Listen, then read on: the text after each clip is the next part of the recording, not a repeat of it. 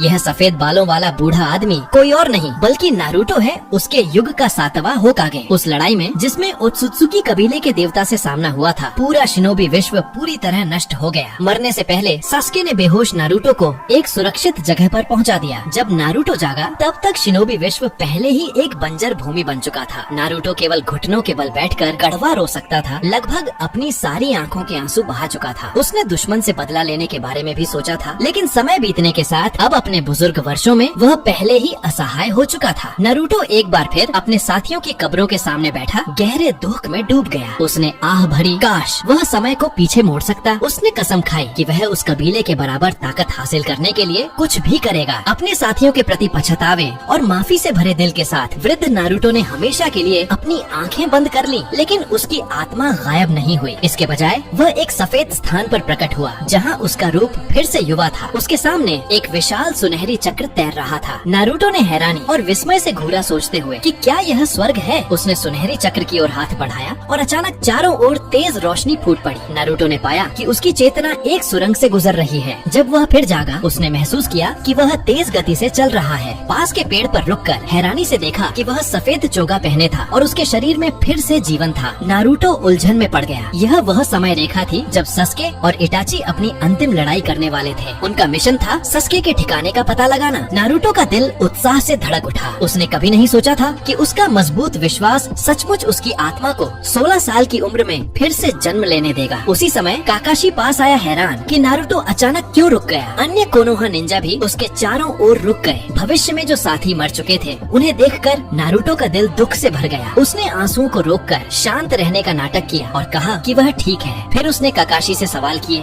ताकि समय रेखा का सही बिंदु पक्का कर सके। 2 बड़े घटनाक्रम होने वाले थे, इटाची और सस्के की अंतिम लड़ाई और जिराया का हिडन रेन विलेज में प्रवेश। समय कम था। नारुतो के पास टीम को समझाने का वक्त नहीं था, इसलिए उसने अस्थायी रूप से सस्के की खोज करने वाली टीम छोड़ने का निर्णय लिया। उसे पता था कि सस्के और इटाची की लड़ाई घातक नहीं होगी, लेकिन जिराया की स्थिति अलग थी। उसे अपने गुरु को बचाने के लिए रेन विलेज पहुंचना ही था। नारुतो की अचानक की गई कार्रवाई से काकाशी पूरी तरह उलझ गया। वह समझ नहीं पा रहा था कि नारुतो के लिए सस्के को ढूंढने से ज्यादा महत्वपूर्ण क्या हो सकता है। काकाशी ने शांतिपूर्वक कहा कि जब तक नारुतो के पास टीम छोड़ने का बहुत अच्छा कारण न हो, वह इसे अनुमति नहीं देगा। आखिरकार उस समय 9 टेल्स का जिंचुरिकी होने के नाते नारुतो अकात्सुकी का मुख्य लक्ष्य था। उसे अकेले जाने देना बेहद खतरनाक था, लेकिन नारुतो ने पहले ही अंदाजा लगा लिया था कि सावधान काकाशी उसे इतनी आसानी से नहीं जाने देगा। बातचीत के दौरान उसने गुप्त रूप से नेचुरल एनर्जी अवशोषित करना शुरू कर दिया। अब जब वह पुनर्जन्म ले चुका था, कई जुत्सु पहले से ही उसकी स्मृति में गहराई से अंकित थे, तो उन्हें फिर से अभ्यास करने की आवश्यकता नहीं थी। उसे यह भी पता था कि यदि वह भविष्य से आने की सच्चाई बताता तो भी कोई उस पर आसानी से विश्वास नहीं करता। इसलिए नारुतो ने जबरदस्ती निकलने का फैसला किया। काकाशी ने नारुतो के अजीब व्यवहार को देखा और तुरंत यामाटो से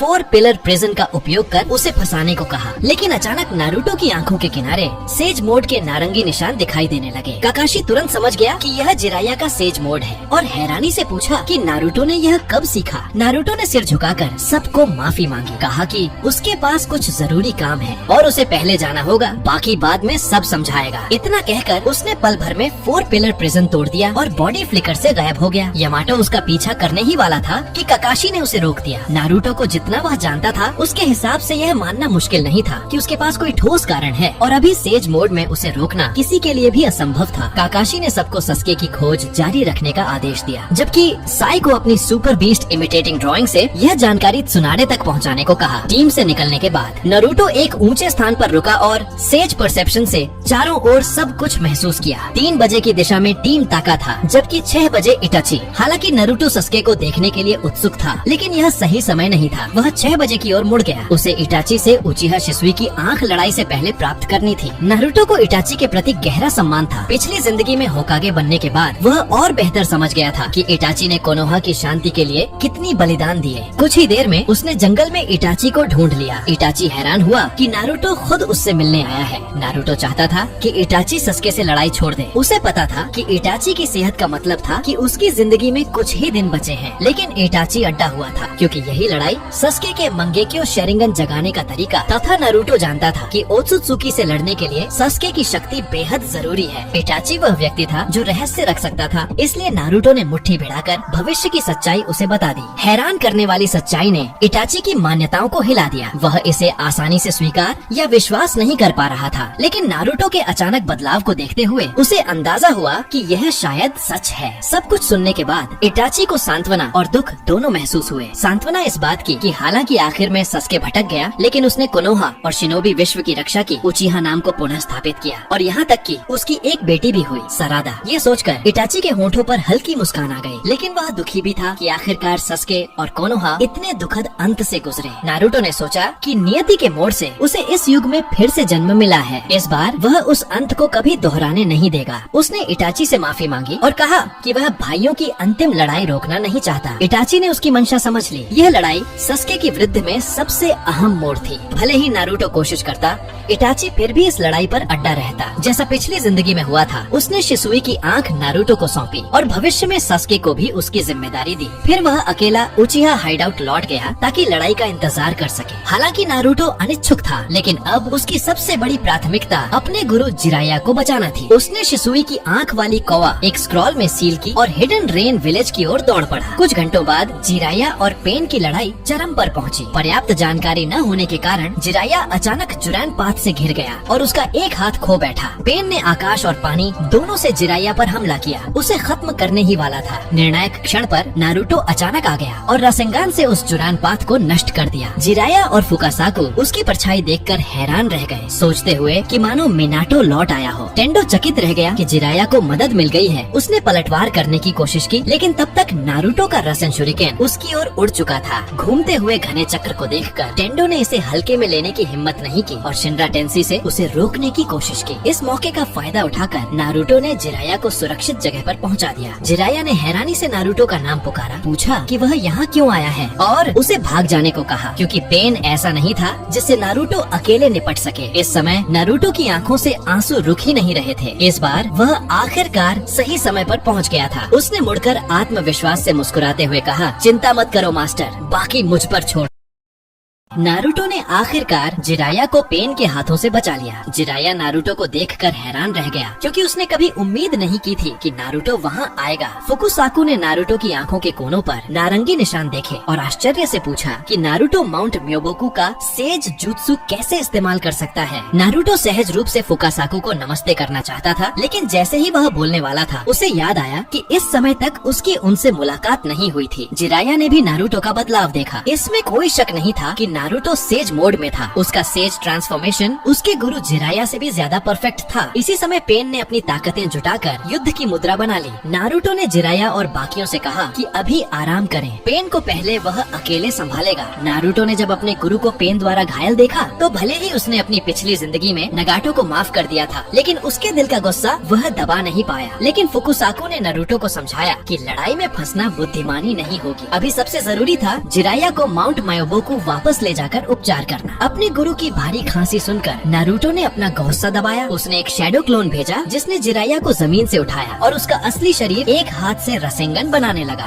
2 जन्मों का अनुभव होने से नारुतो को अब रासेंगन के लिए शैडो क्लोन्स की जरूरत नहीं थी। उसने पेन की ओर देखते हुए कहा, अपने गुरु को सुरक्षित जगह भेजने के बाद मैं लौटकर तुम्हें दिखाऊंगा कि तुम्हारी तथाकथित शांति कितनी बेतुकी है। इतना कहकर नारुतो ने रासेन शुरिकेन पेन पर फेंक दिया। जैसे ही सफेद तूफान फटा, फुकुसाकु ने मौका पाकर रिवर्स समनिंग से सबको माउंट म्योबोकु पहुंचा दिया। पेन ने रासेन शुरिकेन से बने गहरे गड्ढे को देखा और सोच में पड़ गया, सेज मोड ठीक जिराया जैसा, इसलिए वह जिराया को मेरे हाथों से बचा पाया। तभी पेन के बगल में कागज के टुकड़े इकट्ठे होकर कोनन बनी। उसने पेन से कहा कि यह लड़का 9 टेल्स जिंचुरी की है, क्या हमें इसका पीछा करना चाहिए? एनिमल पाथ और असुरा पाथ खोने के बाद नगाटो, जिसकी चाल ढाल कमजोर थी, पीछा करने की जल्दी में नहीं था। उन्होंने तय किया कि सीधे कोनोहा जाकर 9 नाइन टेल्स का शिकार करेंगे। चाहे कोई भी हो, भगवान के सामने हर प्रतिरोध व्यर्थ है। उधर माउंट मियोबोकू पर शिमा ने तुरंत जिराया के घावों पर पट्टियां बांध दी। हालांकि जिराया बुरी तरह घायल था, लेकिन उसकी चोटें घातक नहीं थी। सिर्फ उसका कटा हुआ हाथ वापस नहीं आ सकता था,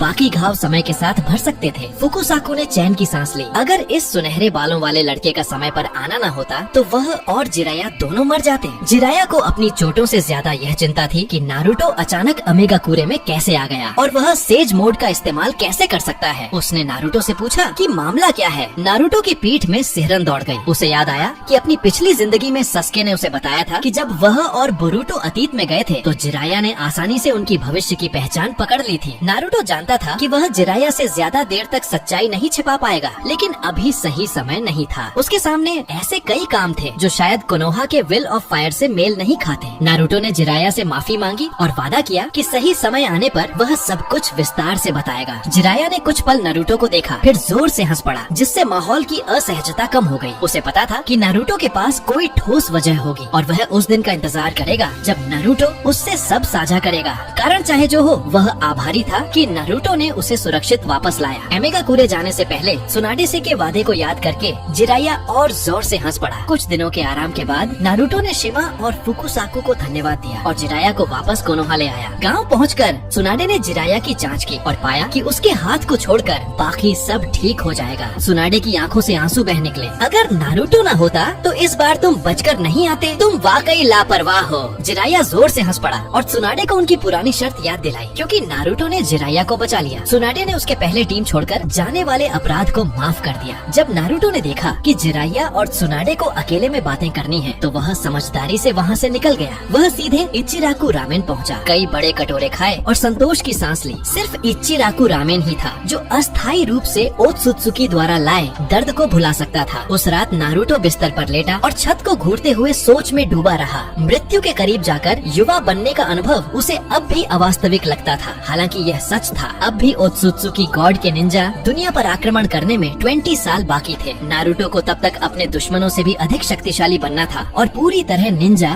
दुनिया के नियम बदलने थे। अब प्रशिक्षण शुरू करने का समय आ गया था। अपनी पिछली जिंदगी में कुरामा को खोने के बाद नारुतो खाली समय में सीलिंग जुत्सु स्क्रोल पढ़ा करता था ताकि अपनी कमजोरियों को पूरा कर सके। अब उसके पास कई जुत्सु थे, लेकिन स्क्रोल में अभी भी कई जुत्सु थे जो उसने पहले नहीं सीखे थे, खासकर मिनाटो का flying thunder God jutsu. Ninja दुनिया बदलने के लिए फ्लाइंग थंडर गॉड टेक्निक आवश्यक थी। नारुतो ने तय किया कि वह एक बार फिर बचपन जैसा करेगा। 3 साल पहले की घटना के बाद सीलिंग जुत्सु स्क्रोल एक गुप्त जगह छुपा दी गई थी, लेकिन एक पूर्व 7वें होकागे के रूप में नारुतो को कोनोहा का हर रहस्य पता था। अपने पिछले जीवन की यादों के साथ उसने जल्दी ही छिपा हुआ स्क्रोल ढूंढ निकाला। ये स्क्रोल टोबिरामा की विरासत था। अंदर के अधिकांश फॉरबिडन जुत्सु उसकी ही खोज थे। अपने पिछले जीवन में नारुतो ने कुरामा की शक्ति पर बहुत ज्यादा भरोसा किया था। सिर्फ जब वह अजय दुश्मनों से भिड़ा तब उसे अनेक तकनीकों के महत्व का एहसास हुआ। कुछ अनोखे जुत्सु अचानक युद्ध का रुख बदल सकते थे, इसलिए इस बार नारुतो ने तय किया कि वह सब सीखेगा। उसने स्क्रोल की नकल की और तुरंत कोनोहा के बाहर जाकर दिन रात अभ्यास करने लगा। अपने विशाल युद्ध अनुभव और सैकड़ों शैडो क्लोन्स की मदद से नारुतो ने जल्दी ही फ्लाइंग थंडर गॉड जुत्सु सीख लिया और अन्य फॉरबिडन जुत्सु जैसे एडो टेंसी भी। कुछ दिनों बाद नारुतो ने जिराया को बुलाया। वह कुरामा की 8 ट्रिग्राम सील की चाबी चाहता था। हालांकि जिराया अपने शिष्य नारुतो पर भरोसा करता था, लेकिन अचानक आए बदलाव से असहज था। नारुतो ने गंभीरता से कहा कि कुरामा के हमले के दौरान उसने मिनाटो से मुलाकात की थी और उनसे अपनी पहचान व मिशन जाना था। वह सब कुछ अभी नहीं बता सकता, लेकिन अपने पिता के भरोसे को कभी तोड़ेगा नहीं। नारुतो ने होकागे के नाम की कसम खाई कि वह जो भी कर रहा है निंजा दुनिया के भविष्य के लिए है। जिराया नारुतो की बात सुनकर चुप हो गया। शायद मिनाटो की दूरदृष्टि ने इस दिन की भी भविष्यवाणी की थी। उसने और कुछ नहीं पूछा। उसने स्क्रोल को बुलाया और टोड ने 8 ट्राइग्राम सील की चाबी नारुतो को सौंप दी। उसे यकीन था कि नारुतो अब कुरामा की शक्ति नियंत्रित कर सकता है। नारुतो गहराई से प्रभावित हुआ। जिराया से विदा लेने के बाद वह घर लौटा। कुछ पल झिझकने के बाद उसने अपना हाथ अपने पेट पर रखा। कई सालों बाद 8 ट्रिग्राम सील प्रकट हुआ। नारुतो आखिरकार कुरामा से फिर मिला।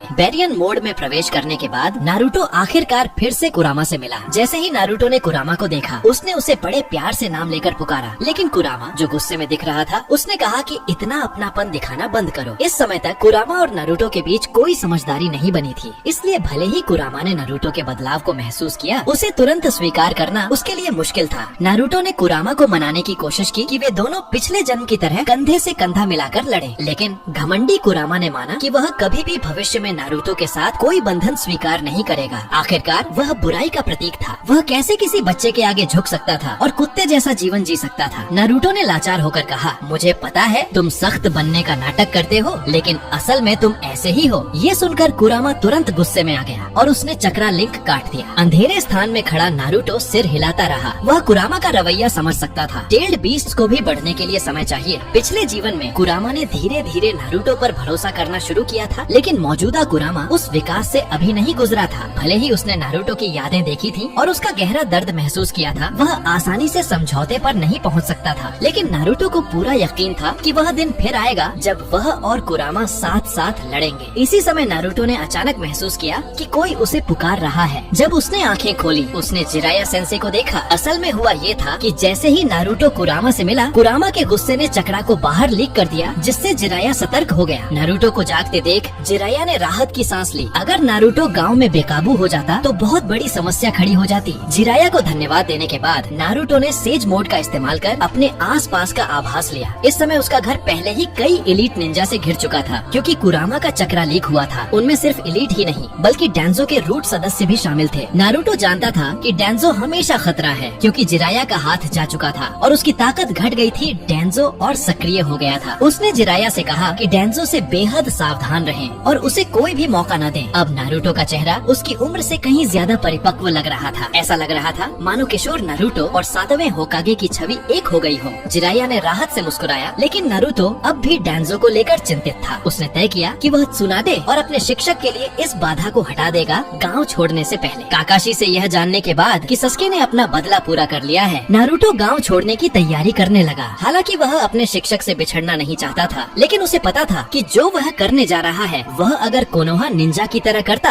तो गांव पर गंभीर असर पड़ सकता था। अगले दिन नारुतो होकागे के दफ्तर पहुंचा और त्सुनाडे से मिला। उसने कुरामा का राज बहाना बनाकर त्सुनाडे से कहा कि वे दोनों सलाहकारों और दांजो को भी बुलाएं। डांजो, जो हमेशा अपने शेरिंगन से कुरामा को नियंत्रित करना चाहता था, तुरंत रुचि दिखाते हुए दफ्तर पहुंचा, क्योंकि यह उसका अपना गांव था। वह सिर्फ 2 गार्ड लेकर आया। जैसे ही डांजो पास आया, नारुतो हल्के से मुस्कुराया। अब समय था उस शैडो क्लोन को छोड़ने का जो घर पर नेचुरल एनर्जी इकट्ठा कर रहा था। तुरंत चाक्रा फीडबैक से सेज मोड में प्रवेश कर जिराया ने तुरंत महसूस किया कि कुछ गड़बड़ है। एक सेज होने के नाते उसने तुरंत समझ लिया कि नारुतो कुछ करने वाला है। अगले ही क्षण बिजली जैसी तेजी से नारुतो ने पलटकर डांजो की दाहिनी आंख छीन ली। वह आंख शिसुई की दूसरी आंख थी। सभी लोग चौंक गए। डांजो अपनी आंख पकड़कर दर्द से घुटनों के बल गिर गया। उसके गार्ड नारुतो पर टूट पड़े, लेकिन नारुतो फ्लाइंग थंडर गॉड से सामने की छत पर पहुंच गया। डांजो और दोनों सलाहकारों ने त्सुनाडे से चिल्लाकर पूछा कि यह सब क्या हो रहा है। त्सुनाडे भी उतनी ही हैरान थी। किसी ने नहीं सोचा था कि नारुतो, जो हमेशा होकागे बनने का सपना देखता था, सभी कोनोहा नेताओं के सामने डांजो पर हमला करेगा। ये गांव छोड़ने जैसा ही था, लेकिन यही तो नारुतो चाहता था, क्योंकि डांजो बहुत सतर्क था। शिसुई की आंख लेने का एकमात्र मौका यही था जब वह गांव में ही बेपरवाह हो। नारुतो ने ठंडे स्वर में कहा, मैं ये आंख लूंगा और एक दिन इसे उसके असली मालिक को लौटा दूंगा। जब त्सुनाडे को पता चला कि यह वही आंख है जो डांजो ने शिसुई से चुराई थी, उसने डांजो से पूछताछ की। लेकिन जैसे ही डांजो कुछ कहने ही वाला था, नारुतो अचानक उसके पीछे प्रकट हुआ और उसका दायां हाथ काट लिया, जो शेरिंगन से भरा हुआ था। असल में आंख छीनते समय उसने फ्लाइंग थंडर गॉड मार्क डांजो पर लगा दिया था। जिराया स्तब्ध रह गया। उसने साफ देख लिया था कि नारुतो मिनाटो की फ्लाइंग थंडर गॉड जुत्सु का उपयोग कर रहा था। घटनाएं बहुत तेजी से हो रही थी। इस समय सबसे ज्यादा दर्द में कोई और नहीं बल्कि जिराया था। पहले नगाटो अकात्सुकी का नेता निकला और अब क्या उसका पसंदीदा शिष्य गाँव छोड़ देगा? उसने आगे बढ़कर नारुतो से पूछा कि वह क्या करना चाहता है। थोड़ी चुप्पी के बाद नारुतो ने कहा कि वह गांव छोड़ रहा है। कोई खास वजह नहीं थी। अगर माननी ही पड़े तो वजह ये थी, एक रोग निंजा होना कुछ कामों को आसान बना देता है। जिराया ये सुनकर हैरान रह गया। जब से नारुतो अमागाकुरे में आया था, उसमें कुछ अजीब लग रहा था। हालांकि नारुतो ने ये बात हल्के अंदाज में कही, लेकिन अंदर ही अंदर वह टूट रहा था। विल ऑफ फायर का सबसे वफादार उत्तराधिकारी होने के नाते उसने कितना दर्द सहा होगा ये शब्द कहने में, लेकिन वह अपने शिक्षक के सामने ज्यादा भावनाएं नहीं दिखा सकता था, वरना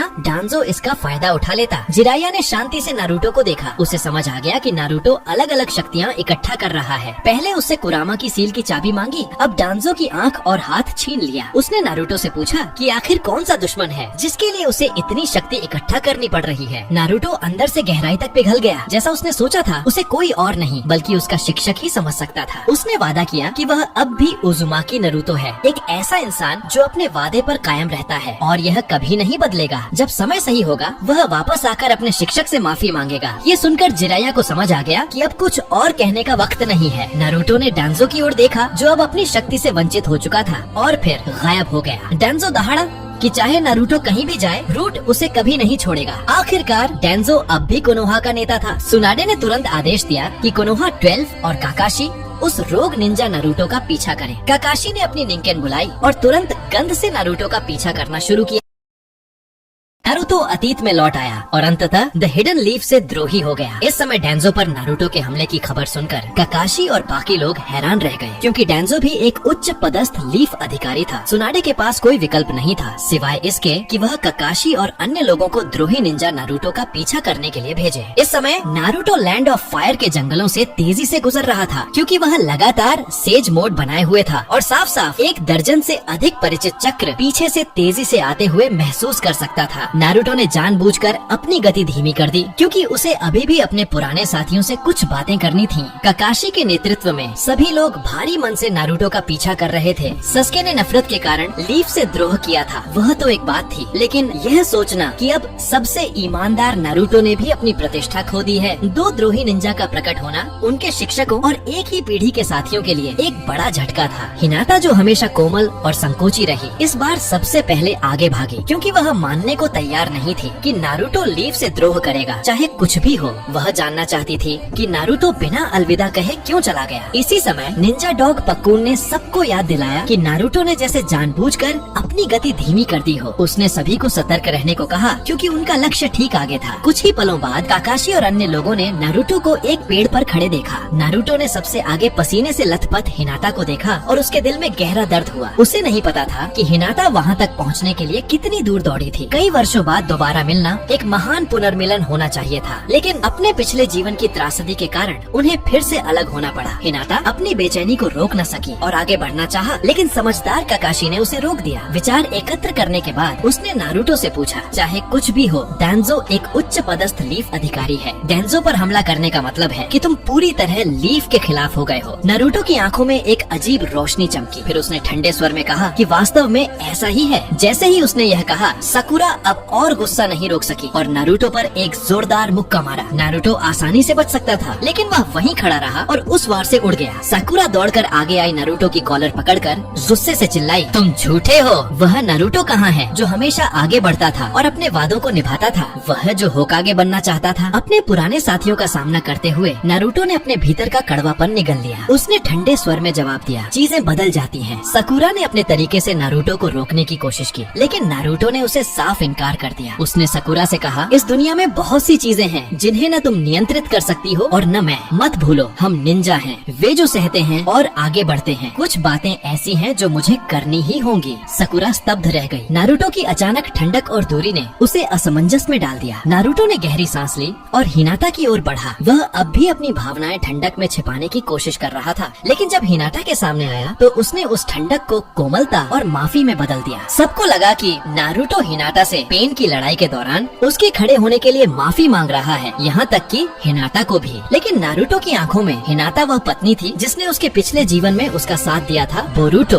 और हिमावारी की माँ। उस माफी और नजर में गहरा अर्थ था। हालांकि हिनाता उस समय नारुतो का पूरा मतलब नहीं समझ सकी, लेकिन वह उसके शब्दों में गहरी बेबसी महसूस कर सकती थी। नारुतो को देखकर उसने कुछ बातें समझ ली। नारुतो जरूर कुछ ऐसा अकेले झेल रहा था, इसीलिए वह उनसे दूरी बना रहा था। यह सब हिनाता की नजरों से बच नहीं सका, क्योंकि जब से वह 4 साल की थी उसने नारुतो की हर अभिव्यक्ति और हरकत लगभग हर दिन देखी थी। नारुतो को उससे बेहतर कोई नहीं समझता था। वह मानती थी कि आज का नारुतो अब भी वही है जो हमेशा अपने निंजा वे का पालन करता है। नारुतो का दिल कांप उठा। उसने हिनाटा से कहा कि लीफ में रहना और उस दिन का इंतजार करना जब वह घर लौटेगा। फिर उसने हिनाटा की ओर पीठ कर ली। यह वह क्षण था जब से वह अतीत में लौटा था। उसकी भावनाएं सबसे ज्यादा हिल गयी। नारुतो ने अपनी आंखें कसकर बंद की, खुद को शांत करने की कोशिश की। फिर उसने अपनी आंखें खोली और नेजी की ओर देखा, चुपचाप कसम खाते हुए कि वह उस त्रासदी को फिर कभी नहीं होने देगा। उसने नेजी से कहा कि भविष्य में हिनाटा का ख्याल रखे। नेजी ने तुरंत नारुतो के अनुरोध को मान लिया, क्योंकि जो उत्तर वह चाहता था वह पहले ही नारुतो की चमकती आंखों में लिखा हुआ था। फिर नारुतो ने काकाशी को चेतावनी दी कि डेंजो से सावधान रहे। भारी हार झेलने के बाद डेंजो कुछ चरम कर सकता है। काकाशी एक पल के लिए चुप रहा, फिर गंभीरता से पूछा, क्या तुम अब हमारे सहयोगी हो या हमारे दुश्मन? यह सुनकर नारुतो ने अपना लीफ फॉरहेड प्रोटेक्टर ठीक किया। भविष्य में अगर तुम हिडन लीफ निंजा मुझसे युद्ध क्षेत्र पर मिलो तो कोई रहम मत करना। यह कहकर नारुतो ने फ्लाइंग थंडर गॉड का प्रयोग करके गायब हो गया, सिर्फ दूसरों को हवा में झूलता छोड़कर। शिकामारू ने बेबस होकर मुस्कुराते हुए कहा, तुम हिडन लीफ निंजा? हाँ, ये सचमुच झंझट वाला है। अपने मन को शांत करने के बाद नारुतो ने अपने पुनर्जन्म के बाद की योजनाएं शुरू की। वह साफ जानता था कि इस समय उसका चक्रा पर्याप्त मजबूत नहीं था। पिछले जीवन में उसने कुरामा की शक्ति पर बहुत ज्यादा भरोसा किया था, जिसमें सेज मोड की तेज सहन शक्ति पुनर्प्राप्ति भी शामिल थी, जो सिर्फ कुरामा की मदद से संभव थी। इसलिए इस बार नारुतो ने एक और तरीके से सचमुच मजबूत बनने का फैसला किया। सबसे पहले उसे अनको मितराशी को ढूंढना था, क्योंकि वह उस आदमी को पुनर्जीवित करना चाहता था जो हवा की तरह था। इस समय लैंड ऑफ फायर में एनको की टीम जंगल में कबूतो यकुशी की तलाश कर रही थी। अचानक आसमान में एक बड़ा पक्षी एक तत्काल आदेश लेकर आया। आदेश था कि फिलहाल कबूतो याकुशी की तलाश बंद करें और द्रोही निंजा नारुतो की तलाश को प्राथमिकता दें। अनको यह खबर सुनकर चौंक गई। वह विश्वास नहीं कर पा रही थी कि उत्साही नारुतो लीफ से द्रोह कर सकता है। सच जानने का एक ही तरीका था, नारुतो को ढूंढना। अनको ने सभी को नारुतो की खोज शुरू करने का आदेश दिया। इसी समय एक ऊंचे पेड़ की छोटी से नारुतो की चिढ़ाने वाली आवाज गूंजी, अनको सेंसे, क्या आप मुझे ढूंढ रही हैं?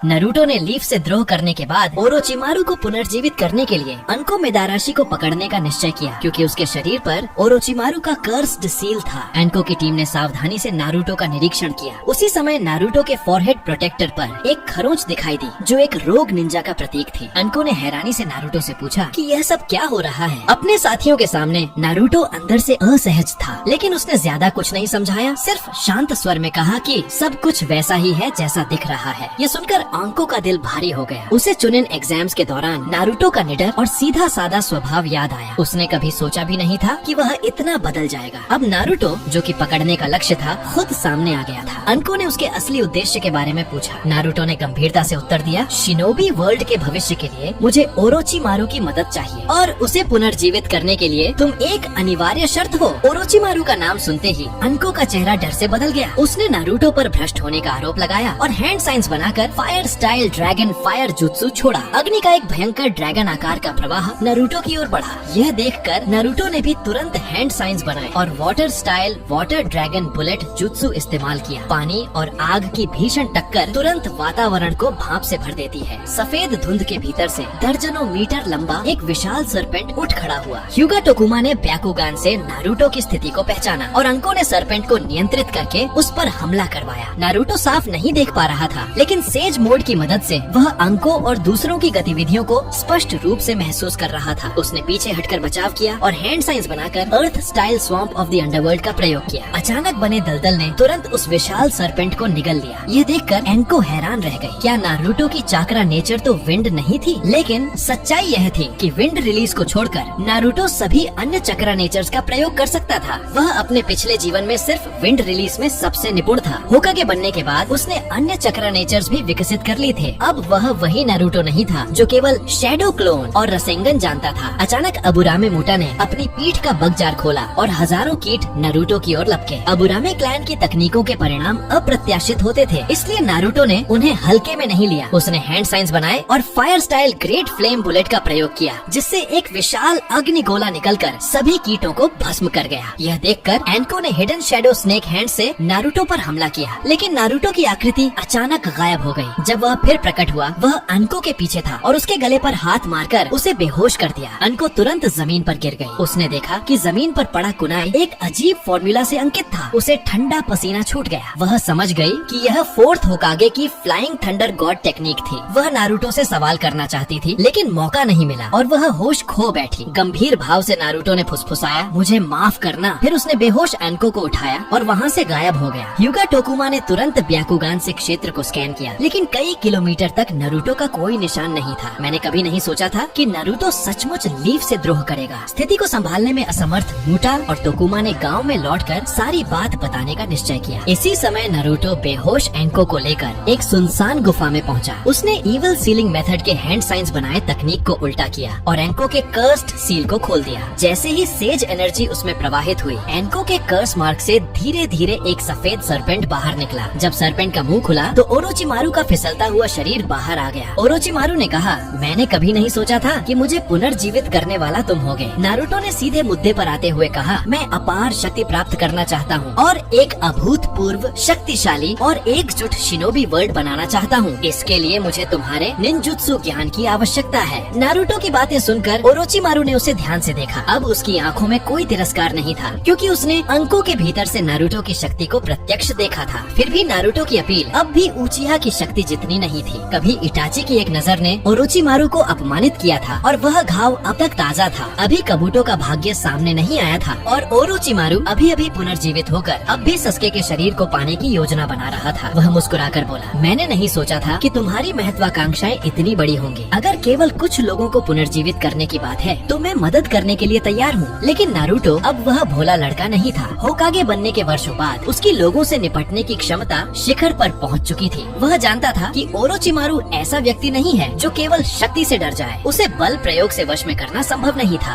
ओरोचिमारू का असली लक्ष्य था दुनिया के सभी सत्य जानना। इसलिए नारुतो ने मुस्कुराते हुए पूछा, क्या तुमने ओत्सुत्सुकी के बारे में सुना है? क्या तुम जानते हो रिनेगन जागृत करने का रहस्य? यह सुनकर ओरोचिमारू की आंखों में उत्सुकता की चमक आई। फिर उसने मुस्कुराकर उत्तर दिया, कागुया ओत्सुत्सुकी, ये तो बस बच्चों को डराने के लिए माता पिता की घड़ी हुई कहानियां हैं। हालांकि उसने नारुतो का धन्यवाद किया कि उसने उसे जीवित किया, लेकिन इस समय उसकी सबसे बड़ी रुचि सस्के के शरीर में ही थी। अचानक उसके पैर एक सांप की पूंछ में बदल गए और वह तेजी से गुफा के निकास की ओर भागा। लेकिन सुनहरी रोशनी की चमक के साथ नारुतो तुरंत प्रवेश द्वार पर प्रकट हुआ और ओरोचिमारू का रास्ता रोक दिया। इस समय ओरोचिमारू अभी भी सस्के के शरीर को पाने की योजना बना रहा था, इसलिए कोई भी तरीका अपनाए बिना नारुतो उसे जाने नहीं दे सकता था। जब उसने देखा कि कोई भागने का रास्ता नहीं है, ओरोचिमारू की गर्दन अचानक लंबी हो गई और उसके दो तेज दांत सटीक रूप से नारुतो की गर्दन में टिक गए। काले कर्स मार्क का पैटर्न नारुतो के शरीर में फैल गया। ओरोचिमारू ने कर्स मार्क की शक्ति का उपयोग नारुतो को अस्थायी रूप से लकवाग्रस्त करने के लिए करना चाहा, लेकिन वह नहीं जानता था कि यह काला कर्स मार्क वास्तव में प्राकृतिक ऊर्जा के अवशोषण को तेज कर सकता है, जो सेज जुत्सु का उपयोग नहीं कर सकता। उसके लिए इसका बाधक प्रभाव जरूर होता, लेकिन नारुतो के लिए यह बेकार था। नारुतो ने अपने कोहनी से ओरोचिमारू का सिर स्थिर किया और अपनी आंखें बंद कर ली। स्थिर रहते हुए उसने प्राकृतिक ऊर्जा इकट्ठा की। जैसे ही बड़ी मात्रा में प्राकृतिक ऊर्जा जमा हुई, नारुतो ने सेज चक्रा को प्रवाहित किया अपने और ओरोचिमारू के बीच के लिंक के माध्यम से और इसे ओरोचिमारू के शरीर में वापस धकेल दिया। ओरोचिमारू, जो सेज जुत्सु का उपयोग नहीं कर सकता था, तुरंत पीड़ा में आ गया और उसके पैर तुरंत मेंढक के पैरों में बदलने लगे। निराश ओरोचिमारू को अपना वर्तमान शरीर छोड़ना पड़ा। उसकी पीठ से एक नया शरीर फूटकर बाहर आया। उसने तुरंत मल्टी स्नेक अथॉरिटी फॉर्मेशन का उपयोग किया। हजारों सांपों को भेजा जो कुसुनागी सोर्ड्स लिए हुए थे नारुतो की ओर भागे। सांपों की संख्या देखकर नारुतो ने शांत मुस्कान दी। यह एक जुत्सु था जिसे वह हमेशा से आजमाना चाहता था। नारुतो ने एक शैडो क्लोन बनाया जो जमीन पर बेहोश पड़े अंकों को ले गया। फिर हैंड साइंस बनाए और सेज आर्ट का प्रयोग किया।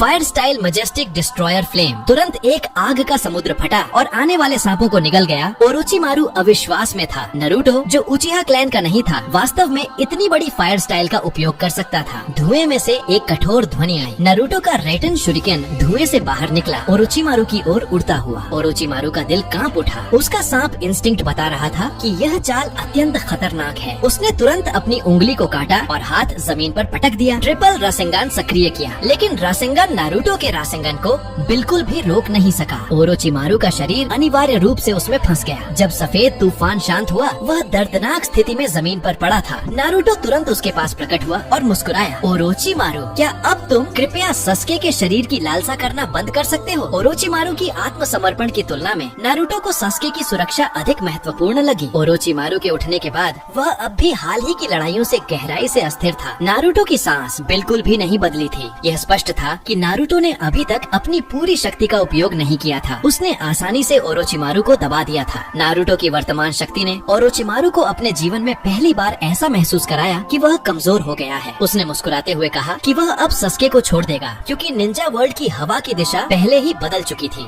जहाँ भी नारुतो की तेज हवा चली, वही उसकी सबसे अधिक रुचि बन गई। अब जब उसने ओरोचिमारू को नियंत्रित कर लिया, तो नारुतो को सबसे पहले उसे उसके हाथ और सभी जुत्सु वापस दिलाने थे। उसने गांव के बाहर एक व्हाइट ज़ेट्सु स्काउट को पकड़ लिया, फिर चुपचाप लीफ में उजुमाकी रूइंस में प्रवेश किया और डेड डीमन कंज्यूमिंग सील का मास्क ले लिया। जब सब कुछ तैयार हो गया, ओरोचिमारू ने मास्क अपने चेहरे पर रखा। एक तेज हवा चली। ओरोचिमारू ने अपने हाथों से आत्माओं को मुक्त किया। 4 अन्य आत्माएं भी मुक्त हुई। नारुतो ने व्हाइट ज़ेट्सु का मुंह खोला और ओरोचिमारू का असली रूप तुरंत उसमें प्रवेश कर गया। उसने आखिरकार उन हैंड्स इन जुत्सु को प्राप्त कर लिया, जिसका वह लंबे समय से सपना देख रहा था। इस समय नारुतो चुपचाप 4 आत्माओं को देखा और सोच में डूब गया। ये प्रीवियस होकागे की आत्माएं थी। यदि इन्हें अकेला छोड़ दिया गया तो वे खुद ही प्योर लैंड लौट जाएंगे, लेकिन फिर इन्हें कबूतो जैसे दुश्मनों द्वारा समन किया जा सकता था। एडो टेंसेई का उपयोग करते हुए नारुतो ने एक स्क्रोल निकाली, होकागे से माफी मांगी, कहा कि अभी मिलने का समय नहीं है, और फिर 4 होकागे की आत्माओं को स्पिरिट टेक्निक से अस्थायी रूप से सील कर दिया। ओरोचिमारू नारुतो की सरल तकनीक को देखते हुए अपनी जीभ बाहर निकालने से खुद को रोक नहीं पाया। उसने नारुतो से पूछा कि उसका अगला कदम क्या है। नारुतो का अगला गंतव्य हिडन रेन विलेज था। नारुतो को रेन विलेज के प्रति विशेष भावनाएं थी। यह वही जगह थी जहां उसका सबसे सम्मानित शिक्षक मरा था, और वही जगह जहां उसने कोनान से यह वादा किया था कि वह उसकी रक्षा करेगा। लेकिन अपने पिछले जीवन में होकागे बनने के बाद नारुतो कोनान से किया गया वादा पूरा नहीं कर पाया। रेन विलेज ने न केवल शांति हासिल नहीं की, यह अंततः कारा का ठिकाना बन गया। नारुतो ने अपने आप से कसम खाई कि इस बार वह अपने पिछले जीवन के सभी कर्ज चुका देगा, लेकिन अभी इसे कहना जल्दी था, क्योंकि पेन अभी भी सबसे बड़ा दुश्मन था। जैसे ही नारुतो और ओरोचिमारू ने रेन विलेज में कदम रखा, नागाटो ने घुसपैठियों को महसूस किया और rain tiger at will technique का प्रयोग किया। कोनान ने भ्रमित होकर पूछा कि क्या यह फिर से जिराइया सेंसेई लौटे हैं। नगाटो ने कोनान की धारणा को खारिज किया, क्योंकि वहाँ 2 घुसपैठिए थे और उनमें से एक की चक्रा संभवतः सेंसेई से भी अधिक मजबूत थी। उसने rain tiger at will technique का उपयोग बंद किया और कोनान से कहा कि वह पहले की तरह पेपर में बदलकर गांव की जांच करे। नारुतो ने उस आकाश की ओर देखा जहां बारिश अचानक रुक गई थी और ओरोचिमारू को सतर्क रहने की चेतावनी दी। नगाटो को निश्चित रूप से घुसपैठियों का पता चल गया था। नारुतो ने प्राकृतिक ऊर्जा इकट्ठा करने के लिए 2 शैडो क्लोन्स बनाए। जब सब तैयार हो गया, उसने एक पेपर बटरफ्लाई पकड़ा, जानबूझकर अपनी स्थिति प्रकट की। जल्दी ही कागज की चादरें इकट्ठा हो गयी। पेन ने कोनान की स्थिति की जानकारी देने से पहले उसने पेन को रिपोर्ट किया कि घुसपैठिए नारुतो और ओरोचिमारू हैं।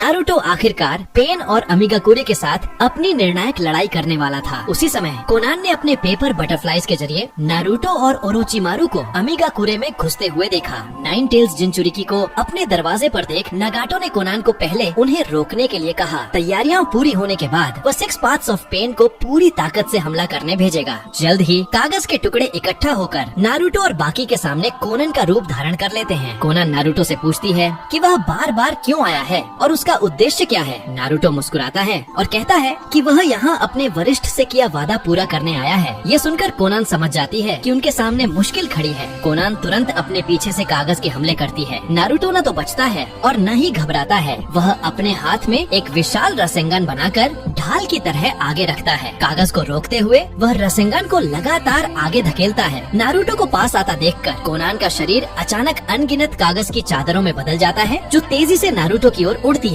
नारुतो सतर्क रहता है और देखता है कि कई कागज पर एक्सप्लोसिव टैग्स लगे हैं। कोनान के इशारे पर वे टैग नारुतो के बिल्कुल पास फटते हैं, लेकिन नारुतो के पास फ्लाइंग थंडर गॉड है, इसलिए ऐसा हमला उसे चोट नहीं पहुंचा सकता। धमाका थमने पर धुएं में नारुतो का कोई निशान नहीं मिलता। कोनान चौंक जाती है। अचानक नारुतो की आवाज उसके पीछे से आती है। वह कोनान की तकनीक की तारीफ करता है और कहता है कि यह अब भी उतनी ही निपुण है। जैसे ही नारुतो का हाथ कोनान की गर्दन पर वार करने वाला होता है, एक काला रॉड अचानक पीछे से नारुतो के सिर पर हमला करता है। नारुतो तुरंत पलटकर उस ब्लैक रॉड को पकड़ लेता है। जिराया की घटना के बाद दोनों पुराने साथी आखिरकार आमने सामने थे। पेन कोनान को पीछे हटने का आदेश देता है और ऑलमाइटी पुश का इस्तेमाल करता है। एक प्रबल प्रतिकर्षण बल आता है, लेकिन नारुतो बल पहुंचने से पहले ही फ्लाइंग थंडर गॉड का इस्तेमाल करके पीछे टेलीपोर्ट हो जाता है। वह सीधे मुद्दे पर आता है और डेवापाथ से कहता है कि उसे नगाटो के असली शरीर तक ले चले। ये सुनकर डेवापाथ थोड़ा हैरान होता है। जैसा उसने सोचा था, जिराया सेंसे पहले ही पेन का रहस्य जान चुका था। इस पल पेन खुद को भगवान कहता है और स्वाभाविक रूप से नारुतो की मांग ठुकरा देता है। नारुतो सामने खड़े 6 पेन को ध्यान से देखता है। ये वही हैं जिन्हें उसने कोनोहा की लड़ाई में हराया था। उसे उनके सारे कौशल याद थे। अचानक एनिमल पाथ ने एक समनिंग बीस्ट बुलाकर